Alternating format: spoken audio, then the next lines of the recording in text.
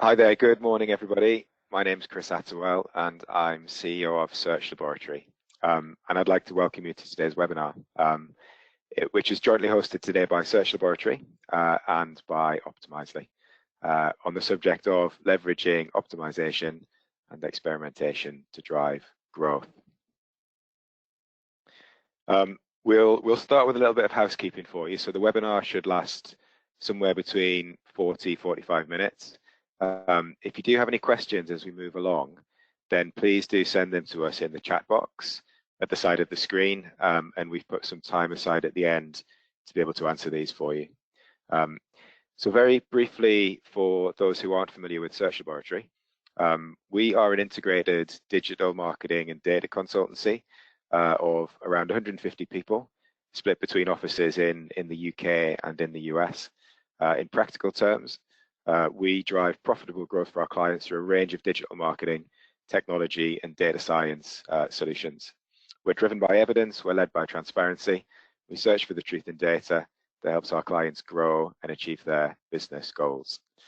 I won't spend too much time on this next slide. This is a quick visual representation of the different services we offer across key areas of performance marketing, growth strategy, data science and technology, and global expansion. And then I guess just to set the scene, a bit of a snapshot of some of the clients we work with. So we've helped a really long list of B2C and B2B companies achieve growth over the past 18 years, which means that we probably have a good appreciation of the challenges that you're currently facing, as well as, importantly, the opportunities available to you through digital and data solutions. I've already introduced myself. My role today is really just to intro the session and then hand you over to the experts, which for today's session, we have Hans Hugenboom, who's our head of CRO at Search Labs. And we also have Simon Chapman, who's Director of Partner Enablement and Solution Architecture at Optimizely. And I will hand over to Hans to start from there. Thank you, Chris. Well, thank you all for joining us today, and I hope this will all be very insightful. In today's session, we're going to talk all things CRO optimization, experimentation, and after this session, I hope you understand more about the experimentation mindset and the benefits of it. What does good experimentation look like? Building and fostering a culture of experimentation, and lastly, I want to share some case studies on experimentation success.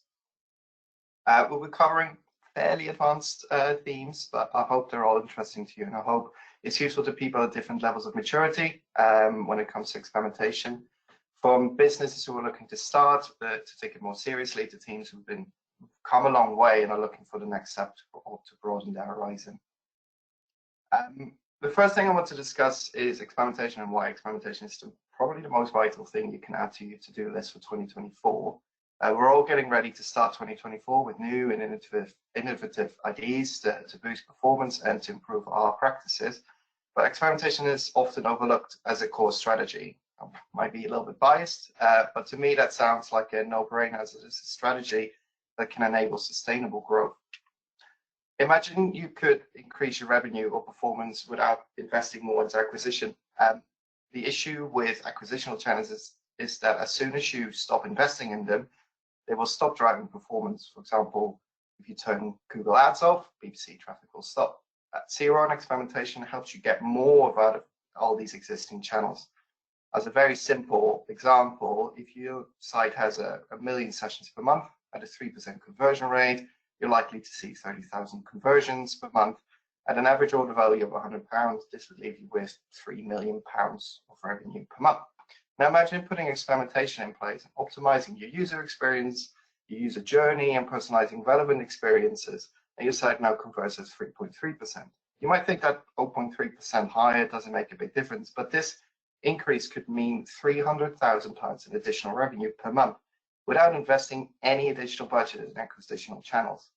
And this would be relevant this month, next month, and any of the months after, because it's a growth you've created on site. However, focusing solely on conversion rate will create a bit of tunnel vision. Focusing on average order value is another tactic we can employ in experimentation. Even if the conversion rate stays the same at 3%, We can try and increase the average order value, for example, from 100 to 110. We would have a very similar impact. Good experimentation pulls the right levers at the right time to create sustainable performance increases. And on top of that, the nature of experimentation is iterative, meaning we will keep focusing on further and better improvements and innovation. That 3.3% conversion rate of time could be 3.4, 3.5, and even higher. It's not uncommon to see 20, 30% improvement in conversion rate over time through good experimentation. Experimentation is quite often misunderstood and considered to be difficult to get started with. So what is experimentation from a more practical point of view? Obviously, it's the running of tests and experiments. So the practice of running experiments in aid of discovering, learning, improving, optimizing for a range of different outcomes, such as performance and audience insights. It allows us to validate and understand the impact changes have to a performance with minimal risk, because we can always roll back. They're just tests. It's a way to drive real innovation by uncovering what really matters to your customers, testing solutions before heavy investments, and running experiments to support larger development and innovative ideas. Help us understand the impact a large change could have, all within the safe boundaries of experimentation, and allow for bolder initiatives due to the reduced risk. And experimentation is a mindset. Constant experimentation is a way to identify what will have a desired outcome, iterate on success to grow further, and discard what doesn't work. And we can apply this to many facets of our business. Imagine how much time and money we could save if we didn't just launch new features that ended up causing problems, or how much further your business could grow if we weren't held back by the insecurities and risk. An experimentation mindset or a culture of experimentation could really help with that. As I alluded to previously, the user has a central place in experimentation. Ultimately, the user needs to decide whether your product is right for them, whether they trust you and they are convinced that they need your product, and whether their experience was good enough for a repeat customer. Good experimentation combined with zero looks at creating unique, relevant, intuitive, and persuasive user experiences. To do experimentation effectively, you need to understand your audiences through and through. But the good thing about experimentation is it can also help you understand your audiences better and better. You can broaden your audience understanding, and with that, the strength of your experimentation by understanding your audience's decision making. How do they make decisions? How much is on or off site, and is the right information available based on this decision making? Understanding your audience's needs. So, what makes them different? Do your USPs and KSPs relate to your audience? And do you truly understand the needs of your audience? You can start looking at the user journey. Do you know the full user journey from when they start to identify a need to actually completing an action or actually becoming an advocate? Is the journey optimized for information and persuasion? And is the route to success clear to them? And understanding the experience your business offers from a user's perspective. It's very easy for us to get a bit of tunnel vision that we look at it, our own online environments through our own lens of experts. They may not be. So does the experience match the expectations for the user? Is the experience easy to follow? And is the experience making a good case for persuasion based on the things that you know about the audience? From a user's perspective, experience is becoming more and more important. 80% of a user's brand interactions are now digital in nature. 84% of users expect a personal experience. They don't want to be treated as a number anymore, so make it relevant. And 86% of users say they will go somewhere else after only 2 poor experiences. And that means that the pressure to offer great experiences and relevant experiences has never been higher to keep up with these customer demands. And if you don't offer it, you can almost be sure that your competition is looking at doing it. We embody experimentation through our zero services. So the foundation of our zero practices is user-first experimentation. We focus on user needs and jobs that need to be solved, focus on what matters to the user and how we can persuade them to take the desired action. We do this through rigorous research and always coming back and checking whether we truly understand the audience. Focusing on the user leads to better hypotheses to run tests for. From this, we run tests like A/B tests or multivariate tests so we can prove the value of these hypotheses through robust data. And A/B testing is probably the most well-known tactic in Zero, but it's only a small part of this experimentation puzzle. And research shows that doing experimentation in the right way can have quite a significant impact on your performance and digital revenue, with 3 in 4 companies seeing over 5% increase in the digital revenue. Experimentation isn't a channel on its own, like search or paid or social. It's a long-term strategy to create a culture and practices to quantify changes we're making to avoid unintended negative impacts, to challenge our ways of working, and to challenge what the business knows about its users, and to leverage the power of iterative testing. This makes experimentation an extension to every channel. It allows you to give users a better and more relevant landing experience, for example, for paid traffic, better browsing experiences, and therefore better user experience, which is important to Google, and adds persuasion to each of these channels. Now, experimentation, like CRO, sits on top of the site's experience and influences how users behave after the acquisition, similar to UX and user research, which are key parts of experimentation as well. So what does good experimentation look like? Experimentation has been around for a while in business and digital, and has grown significantly over the last few years. A few brands, for example, Google, Amazon, and Netflix, have been very much at the forefront of experimentation and mentioned experimentation as a key factor to their success. But also brands like Booking.com, Sky, Microsoft, and Spotify are leaders in this space, just to name a few examples. These brands live and breathe experimentation. They challenge themselves constantly and will never be satisfied with just okay performance. Almost every aspect of the user experience will be tested and optimized continuously to find the best overall experience, personalized experience, and uncover new user trends and needs, all in aid to continuously and sustainably increase performance. So what do these businesses know that no one else knows? What is their secret? Well, there is actually no real secret. In fact, these brands are incredibly open about what they're doing, how they're doing it, and why. Booking.com has an engineering blog on Medium where they share advanced techniques. Lucas Vermeer was a key member of their team and has many posts on this culture on this blog. He's currently recreating the same success he did at Booking.com at Vista. Netflix also constantly shares their insights and techniques online on the Netflix tech blog. It's really worth a read, the Netflix tech blog. They've even posted on basic A/B testing and their culture of learning. They recently even released an article on how they're going to approach the next steps in their personalization on the platform. Sky is very active and present in the experimentation world. They present their workings and insight constantly online and even do webinars together with our partners and friends at Optimizely. And Google even built an A/B testing tool to enable brands to experiment more and better. Unfortunately, the product has been discontinued in September this year, but it really enabled a lot of brands to start on this journey.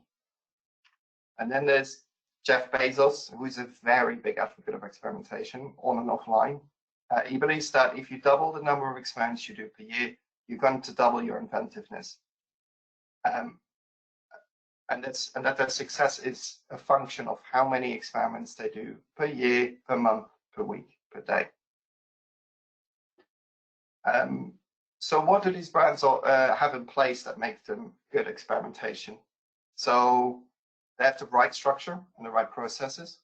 They have the right people in the right places. They make themselves internally approachable and create a sharing culture. They are curious by default, and everything can be challenged. They have the ability to change, which is very important. From the top down, they enable change based on data. And the willingness to be proven wrong. They challenge their assumptions constantly and sometimes prefer to lose tests over winning, just to learn that little bit more. And they communicate clearly and honestly. They don't make results look better than they are and accept that sometimes a test will miss the mark. And experimentation doesn't just drive on-site performance change in terms of conversion rate, for example. It can have a far broader impact to the business, from increased page views to time on site to launching more features and raise funding. Launch features is very important. It's very interesting in my opinion because it shows a willingness to think creatively, run with an eddy, and test if it works. Where businesses without experimentation often find new features too risky, as they need to go all in from the start. So what does a culture of experimentation look like? First thing to mention is that a culture of experimentation is a journey. No one starts at the top, and it's difficult to get everything into place very quickly. And cultural changes, creating cultural change within a business is even more difficult. It needs to be fostered, built from the ground up, and that takes quite a bit of time. Seeing it as a progression in maturity and making sure that you do the foundations right is a very good start. Getting senior stakeholders on board is an even better start, because this will enable you to do more elaborate experiments, better research, and provide better user experiences. And most businesses, they start really with bottom-up experimentation. The team working bottom-up, often in isolation, as quite an uphill battle, persuading their managers for buy-in and providing budget. And there will be little support for them generally, very few cross-departmental resources, or there will be very little priority to that work. They will spend most of their time on communicating upwards and working in a silo. In a good experimentation culture, experimentation comes from the top down. In this structure, everyone is enabled to experiment, take calculated risks through experimentation, and optimize their own workings. Well, this is the ideal. Making sure that the top is on board with and understand experimentation is a good start. In this structure, resources are shared for experimentation. Growth comes from multiple angles from across the business, and collaboration is increased. Working from the top down enables every team to be curious and bold. So to get started with all of this, there's three areas in my opinion to really focus on. The first one is structure and practices. Then there's communication and inclusion, and then actually focusing on making a difference. So structure and practices require a good foundation to be stable, and stability is key to continuous growth. First off, making sure your focus is user first. Your research and practices should be geared towards understanding the user and their needs. Examples of practices to put in place here, for example, are usability testing, user journey mapping, empathy mapping, all those kind of practices. The jobs to be done framework is a great way to categorize audiences and what their needs are. It generally looks more at what a user wants to do rather than who they are. Secondly, the right tool for insights and growth. In the tool stack, I would consider A/B testing, personalization tools, user research tools, data analysis tools, all those kind of things to help make your life better and easier. The most expensive tool isn't by default the best tool for you to use, and tools should be geared towards what you want and need to know and where you're in your maturity. What you should consider is focusing on making sure you have the right tool that gives you the best insight. It enables you to do more, better, and quicker, and very importantly, it needs to scale with you. What I have seen happen time and time again is that businesses adopt a simpler or sometimes a cheaper tool, and later on they run into issues that the tool doesn't scale with them. It doesn't do what they need to do anymore, or it becomes an actual blocker. And often the cost of switching and adopting a new tool can be fairly high. As a simple example, and quite a recent example, many businesses struggle to make a use case to come off Google Optimize. Everyone had to, but making that internal business case became quite tricky because for most people, they use the free version of Google Optimize, but they outgrew it very quickly as well.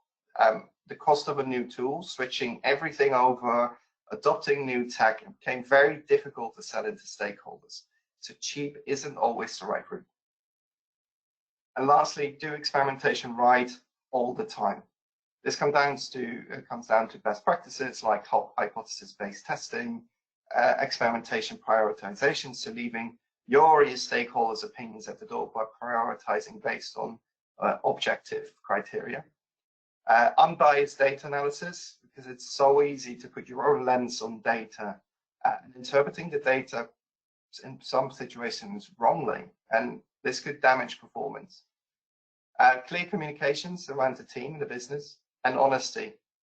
As mentioned before, honesty is vital. Not being honest about your results can also damage performance greatly. The second area to focus on is inclusion and communication. As mentioned, communication is not its own channel and therefore shouldn't behave as such. It's a multidisciplinary strategy that benefits immensely from inclusion from around the business. For example, look for insight across the business and different teams. Customer service teams often know everything about what a user needs and what frustrates them as well. Run team sessions to uncover insights from other teams, what they're working on, and where they might benefit from testing. Clear instructions on how teams can approach you, how to share insights with you, and whether there is a Teams or Slack channel available. Centralized communications to the business is also very important. Everyone should be able to know what your team is up to, what is going on, and what you have achieved. This should be outward focused and easy to digest. Lastly, be approachable. Sometimes someone has an insight that might be incomplete, contains some subjectiveness even, or they're not really sure about the validity of it. But make sure they feel comfortable to share this, as there's always an angle to any insight. Any piece of information is important and has merit. And then from a communication perspective, the following areas are good to consider. For example, running training sessions and sharing examples. The more people who understand what you do and how they fit in all of this, the better program and the culture becomes. Share what you're working on. For example, we're currently focusing on X campaign and we're exploring Y new feature before fully building it. What you have achieved and how. Nothing is more motivating than success. And if you can inspire others to see success, the more people will get involved. Share the achievements made with insights from the other teams. Very important. For example, customer service team shared X insight, which allowed us to run test Y with Z result. I bet more teams will be handing in the insights to you when you do this. And lastly, and one of the most important principles is to celebrate failures. This may sound a bit backwards, and because in experimentation, you'd like to win, but it's one of the best things you can try and adopt. You often learn more from losing tests than winning them, so don't hide losing tests, as realistically, not every test wins. And as teams might be a bit discouraged if their ID wasn't a winner, but the perception of your team is that you basically always win. So they might be hesitant to provide more insights. Failure is feedback that you might need to revisit research, or that your hypothesis just didn't target something the user really cared about. And then the last one of these three areas is focusing on making a difference. So choosing the right metrics to focus on, and it may not always be e-commerce conversion rate. For this, I would like to hand over to Simon from Optimizely, who will share his thoughts on this. Thank you, Hans. And so if I move over to the next section, if you're not familiar with Optimizely, you're not familiar with what we do, we power the world's largest digital laboratory of experimentation, running lots of different kinds of experiments with customers across a wide variety of geographies. And so the needs and the wants for organizations to scale, as per what Hans has just said in his presentation piece, is no more illustrated by the depth and diversity of the clients and customers on our platform. And so you're probably thinking, based on what's been said already, is what to test for and what not to test for. That is the question. And so typically there's no right or wrong answer. And so what I'm trying to do here is to give you an understanding of the kinds of things that people typically test for. So whether that's testing for geographical differences and making sure that experiments are optimizing or changing the content based on a particular market or geography. Or if it's the fact that we want to highlight something in terms of the key value propositions, making sure that people's focus goes on the right things on the page. But it can also be not more traditional things, so optimizing forms, making sure that the questions on the form, or indeed maybe rephrasing the question, or indeed not including the question at all, on a form and making sure that that is indeed optimized based on the scenario that you're working towards. So the simple point is that you can get an understanding of lots of different scenarios, and of course our partner Search Laboratory can help you in understanding those typical use cases that you may be looking to solve for. But it's also a fact about understanding what not to test for. And it may seem like common sense to you in terms of not testing on parts of your site that get low traffic, or indeed the changes that are too small to even matter. They're pretty logical. But always make sure that any ideas that you're testing for are not too far removed, or indeed removed at all, from your core goals. Because then you can evidence, based again what's been said earlier, that you can then choose to evidence match to the goals and then subsequently get buy-in from all of the individual stakeholders that you're working with. So simply put, there's no right or wrong answer, but it's to give you an understanding of exactly how you can test for the right things. And so if we then choose to move into a bit more of the data and the science involved, we run a benchmark in terms of how we actually work with our customers, but also getting an understanding of exactly the kinds of things that matter to them when running experiments. And so to give you an idea of the kinds of things that people typically talk to us about, we've run this since 2017, where we have over 103,000 tests from 1,100 organizations. And so typically we got all of these tests and we looked at the kinds of things that people were doing based on surveying them, asking what are you doing and what kinds of things would you like to do? And two common themes began to resonate. One is the fact that by leveraging analytics, they can then not only improve win rates, but also do that based on the confidence that they can analyze the success or indeed the failure of a particular experiment and then refine and go again. But it's also about the ability to integrate with CDPs. And as you saw earlier from building the right audiences, it means that you can deliver the expected impact with confidence because you have access to good quality data that is meaningful and allows you to target or indeed talk to the right audiences. And with both scenarios, as you see here, whether it's analytics or CDPs or indeed both, that you are leveraging to improve that data science that underpins how you're running experiments, it means that we, as you can see from these statistics, we've had long-standing success in helping organizations to not only deliver exceptional win rates, but also to greatly accelerate the expected impact, indeed 80%, as you see there, in terms of their win rate, their average uplift, etc. So simply put, make data at the core of what you do, not only in terms of ingesting that into a platform like Optimizely's, but also about analytics, where you can use ourselves, use Search Laboratory to understand, well, what does it actually mean with the experiments that we're running? Now, of course, I've talked about the data science piece. You're probably thinking, well, that's all good. What should we test for? Well, the answer is it's not just about running a test, but also about driving business growth, as it says.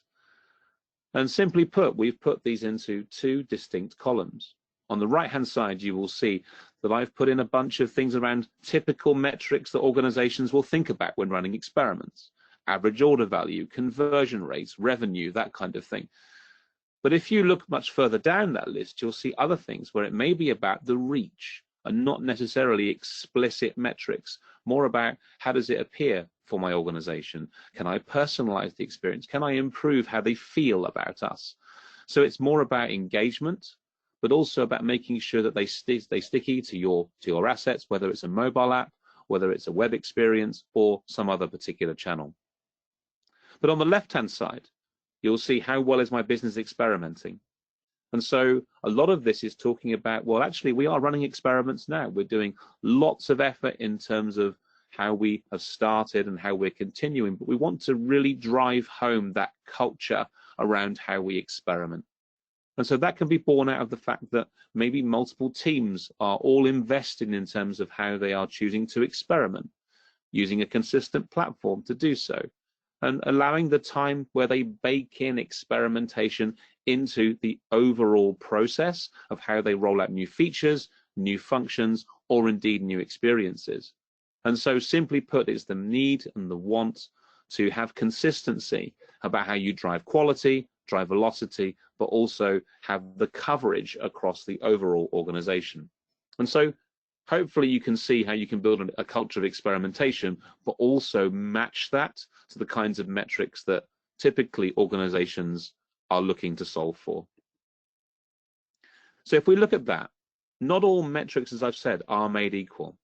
And again, through our benchmark that we have, we collect lots of stats in terms of surveying our customers in terms of the kinds of things that they are doing. And so, as you can see, I've taken a bunch of these as good examples. Now, each one of these, you would think, based on, if you look at them without the data at hand on this slide, which one would you think is the most important? Well, most people rush towards the revenue per visitor because they think, well, I want to improve or indeed increase the bottom line and ultimately get people to drive and do the revenue per visitor as high as possible. The others maybe take less of a preference, if you would think, obviously equally important potentially, but not quite the same. Now, as we build this out, you might be thinking, well, where should we focus? And where do we focus right now? Now, as this builds, what you'll see is actually there's a bunch of these where people do indeed focus right now. A lot of that focus, as I've said, goes on the revenue per visitor. In fact, 28% of the experiments within this benchmark are actually going towards revenue per visitor. But not much effort is going towards, as you can see, things like search rate, registration rate, or add to cart rate. Now, maybe for some of you that may think, well, actually, we should probably improve for that and we should do other things. Potentially true. And so if we look at that in more detail and we look at the stats, how it's borne out, you will actually see a very contrasting opinion based on real data. The actual impact looks something like this. Whereas this builds, you will see the actual impact of all of those experiments at the top and the 28% is only 0.4% in terms of the overall impact. But if we then choose to build much further, you'll see the actual impact for doing things on search rate optimization or indeed registration rate is far, far better. And so there's some common sense attached to this. If they can't find your product or service on the website or indeed on the mobile experience, then it means they may never get to the end to be able to do what they want. And so that revenue per visitor may become irrelevant if they can't find it or search for it in the first place. And if they can't register with you, then they can't build those profiles that they need to maybe track their order or manage their services or account, whatever it might be. And so think about the fact that it's that curiosity, that top of funnel type activity where they can search for it, add to the cart, register, that kind of thing, and then progress towards maybe purchasing and then driving that revenue per visitor metric that we'd all ultimately love to see. So think about the metric. As I've said, not all metrics are made equal, but we have lots of other statistics to give you some confidence about the right tests to run. Now, the power of personalization is also hugely important. As you've already heard, in terms of building the right audiences, it's also about the fact that you want to make sure that based on the quality of data, you want to use this to build out the right kinds of targeted, personalized experiences. And so if we start by virtue of this being untargeted, you will see that the win rate, the uplifts, and the overall impact is ultimately pretty good, but it's where we are. Now, if you start to personalize this, to actually talk to the right audiences with the right content, with the right experiment, with the right messaging, you can not only improve the win rate, not only improve in terms of how we're looking at in terms of uplifts, but you can also improve the overall impact. And so what it's getting at is the fact that you can improve lots of this by virtue of having the right messaging tied to the right experiment to make sure that you target them with something that is not only timely, obviously very relevant, but personalized to make it feel like them. And so that's all about, as you've heard earlier, defining the right audience, having access to good quality data and knowing what to experiment for, of course. And there's a science to that, but it means that you can get it right and you can drive overall impact.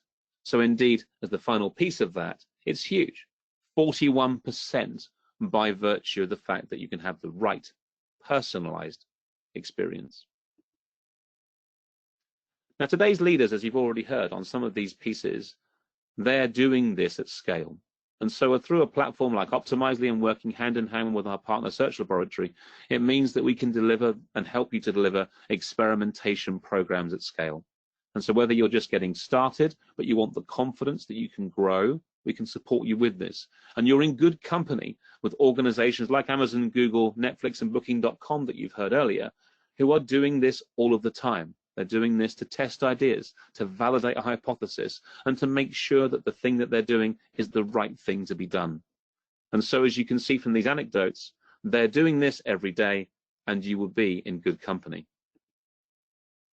Now, some success stories for you. In terms of KLM, one of our clients, you'll be familiar with them, the airline, they chose us to scale and test and learn in terms of a culture of experimentation. And they coined this phrase, the MLPs, the minimal lovable products.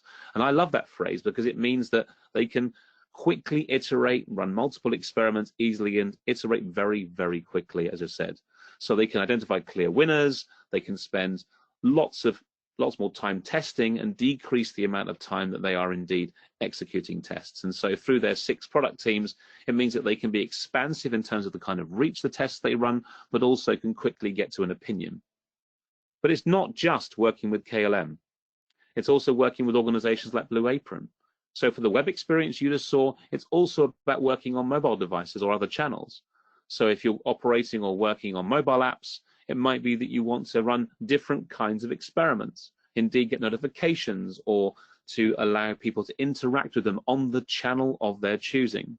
And so for Blue Apron, they wanted to obviously have all of their different product teams working with experimentation to increase the number of experiments they run, but furthermore to decrease in the unexpected orders. Maybe people who didn't expect a particular order for whatever reason, they can make sure they can be notified and check in on when they should be getting it. And that's just one example of many experiment types that can be run, but doing it on the channel of choosing, whether that's web-based experimentation or targeting people on mobile apps or any other channel. Now back over to Hannah. Thank you. So as we start to wrap this up, I hope that from this, your key takeaways will be that experimentation can help you create sustainable growth in 2024. Audience first focus is key to experimentation optimization. A culture of experimentation is beneficial across the business. Experimentation is more than just conversion rates. So with that, I'd like to thank you, and I'd like to ask Chris whether there are any questions. Yeah, there've been a few come through actually. That was really good. Thank you very much. I guess I'm going to pick this one first because it's one that I've been asked a lot, and I always feel like there should be a very easy answer to it, but it always seems to keep popping up as a question. How do I make a business case for investing, or for starting to invest, I guess, in experimentation? Which, yeah, like I say, I always feel that should be quite an easy one because it seems a bit of a no-brainer to me, but over to the experts. Yeah, if I had a penny for every time I've asked that question, or we had to go through that, I'd definitely be able to buy a boat. But it's quite mind-boggling sometimes that this business is spending hundreds of thousands of millions on paid activity and then struggle to find 10K to get a good experimentation tool or just start experimenting and getting it all in place. I think what I've seen is what is quite often most effective is showing the inverse as well. The risk of losing out is very impactful. If we don't do this, we could be missing out on X amount of revenue, or competitor X and Y are doing this, we're going to fall behind. So the inverse quite often helps, but also just literally writing down the impact it could have on current performance. Like if we just take 20 or 10K away from this budget and we invested in CRO and experimentation, we could be driving X more. So it's sometimes as simple as writing it down and spelling it out. When you say writing it down and spelling it out, is that like, is there a calculator or a tool that you can use? Is there a formula that you can give to people to give an idea of what they could be either winning or losing? I think it's showed the numbers earlier about like expected, like the kind of uplifts people see and being still conservative. Like in the initial calculation, I showed a 10% uplift. If we take 10% away from the marketing budget, but be able to increase overall performance by 10%, you generally see a bigger increase in overall performance than we've actually taken away from the acquisitional budget. Right. Sometimes it literally just needs one PowerPoint slide to just say, if we do this, we make X% more. Please give me budget. Yeah. Brilliant. That's nicely put. Anything to add, Simon? No, I think I said it during the presentation, but it's all about matching the right metric to the right stakeholders so that you can actually get them to care enough about that particular thing that Hans has just mentioned. So if you're talking about the wrong thing, then you're not well aligned at all. So I think from my perspective, selfishly as an SA, I'm always looking to match the right metrics. Otherwise the audience you're talking to just either won't care or won't be able to buy into it. Okay, perfect. Thank you. I've got one more here. How do you practically get started with experimentation, and what do I need to have in place? Also, an interesting one. One that we generally hear from companies who have no or zero experience in testing. It's a little bit sad that Google Optimize went away, because the free version did create a little opening to start with a low barrier, like you just got a free tool, you started testing. But that did quite often also create issues with companies just starting to test, just run a test on something. That generally the issue that they quite often run into is that they weren't winning any tests because they didn't have any of the right practices behind it. So the best place to start is finding out what your users care about and what you're not doing of that. And that is asking questions, running surveys, running quite simple practices, or looking at heat maps. Where do you expect people to be active and where are they not being active? So starting off with knowing what who your users are and what they care about, and then seeing whether you can run a test about that, because that will increase the likelihood of you winning a test, and therefore the easier conversation to have with senior stakeholders to get started. Sometimes it's even as simple as being able to give them that research before testing anything, and also be like, look, I've got all these insights. We need to find a way to do this. Well, there's X amount of tools available for us to do this. Let's have a look into that. This is building that business case, as we just talked about, but also having the right research available to persuade those stakeholders to get started. Okay. Have anything to add to that? I actually think that it starts with good data, because data informs audiences, which in turn informs good experiments. And so typically for organizations that I speak to, they want to and need to have access to good data to inform. And I talked about that with the CDP piece, but actually it's much more broad. It can be everything from having good access to good CRM data, good CDP data, good data in general to build out those audiences, so you know that you're talking to a good enough sample size of people that can then resonate with whatever you're looking to run as a program. But it can also be about the fact that some more tactical things. Do we have a consistent ID about how we describe our customers? And that's a topic that I get all the time. I think if I had a pound for every time I've spoken to that topic on a call, do you have one ID to understand your customers? No. Might be the consistent thing I always hear. Now, should you? Probably yes, because then you can target them consistently. And so data, for me, is paramount to be able to do a lot of the things that we've talked about today. Perfect. Makes sense. That's a really good point. The amount of times that we come into a GA environment and we're like, I can't make any heads or tails of this, and they've just not managed it. They've not taken good care of it, and then you just don't know where to start. So yeah, good data like that is a good basis to have in order, have your house in order. Perfect. Thank you. I've got one that's a bit of that's maybe a good one to finish on, actually, because it's a bit of a sweep up question. So what does good look like in terms of experimentation? One for me. Yeah, Simon, you take that one. So in terms of that, I think, what does good look like? Well, good looks like different things to different people. I know that's a catch-all answer, but it effectively, one person's good is the next person's fantastic. What I mean by that is, let's just say you're getting started on your journey and you've only done either very simple tests or haven't tested at all. You're, as you touched about on terms of the kinds of metrics that you're looking to run already, or the kinds of things you're looking to test for, good can be that you've driven more people to your site. Good can be that you've got people to download your app. Good can be that you've increased reach. But for the next organization, good may be not good enough because you're not increasing uplift to provide, as Hans has mentioned, the justification for the business case that you need.